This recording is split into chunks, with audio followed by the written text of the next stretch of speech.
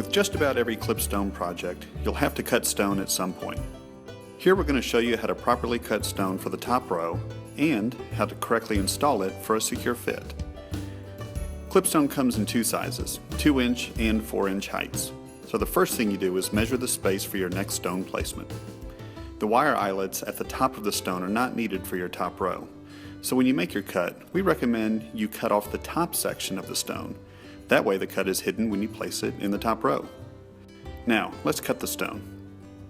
Measure and mark a cutting line, making sure you're cutting the top section off the stone. Use a level as your straight edge. Mark your cutting line, and we're ready to cut.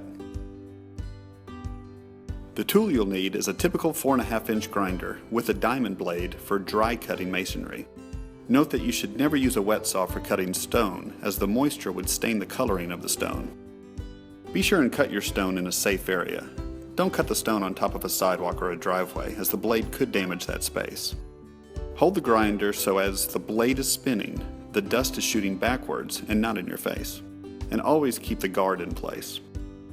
Simply cut slowly along your cut line, making sure your safety and protection are of the highest priority. Make your first full cut along the top side of the stone. Then, flip it over to the bottom and finish through the cut. Once the top is fully off, buff the edges a little bit so no jagged edges are visible. Note that after your cut, the bottom clips are still intact. Now we're ready to install it into place. First, just double check the accuracy of your cut by putting your stone in place to make sure it fits well. With the top row of most ClipStone projects, you won't need any screws, as it's recommended to secure it with premium construction grade adhesive. Loctite PL375 or PL400 is recommended. Simply run a bead of adhesive along the section where the two stones will meet. Never glue to the wall behind the stone, always glue to the stone below it.